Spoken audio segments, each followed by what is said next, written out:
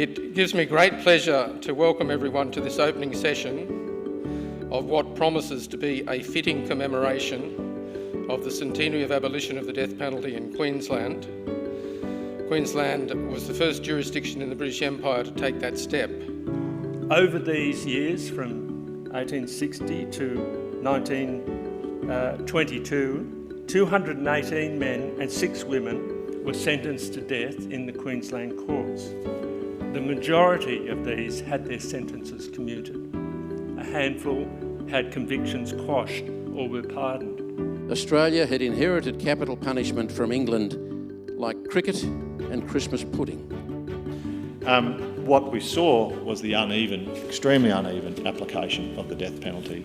Aboriginals, South Sea Islanders, and to a lesser extent Chinese were substantially overrepresented in those that were executed.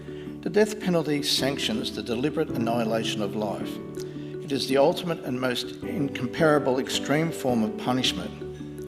It is the last and most devastating and the most irreversible course of the criminal law, involving, as it necessarily does, the planned and calculation termination of life itself, the destruction of the greatest and most precious gift bestowed on humankind. And I think that is what brings us all together. In debating the Criminal Code Bill of 1899, I want to quote from what the Sena said. "If I should fail, it is only I who have failed. Somebody else, as surely as the sun will rise tomorrow, will take the matter up where I leave it. I feel perfectly sure that it will not be many years long before the humanitarian feeling which is now spreading through this colony and all civilised countries will demand once and for all the abolition of the death penalty." If it is to be an eye for an eye and a tooth for a tooth, this will soon be a blind and toothless world. That no rational doctrine of progress could justify that act, and that if every man now living in the world, and every man who ever lived since the beginning of time, were to maintain, in the name of some theory or another, that this execution was indispensable, I should still know that it was not indispensable, that it was wrong. He recommended that the law be changed. Death penalty means bugger all to the crime rate.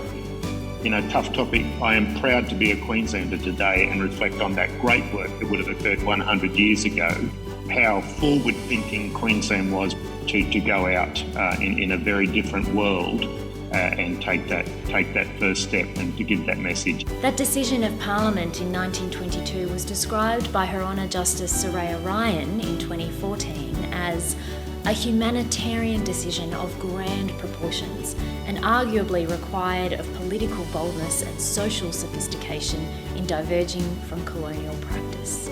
This is an attempt to discover what can be learned and what may be still applicable today to policy development 100 years on. Our work is far from over, and we must continue to agitate to abolish the death penalty in all countries across the globe. Long will it be the case that Queensland will remain the beacon to the world that it became in 1922.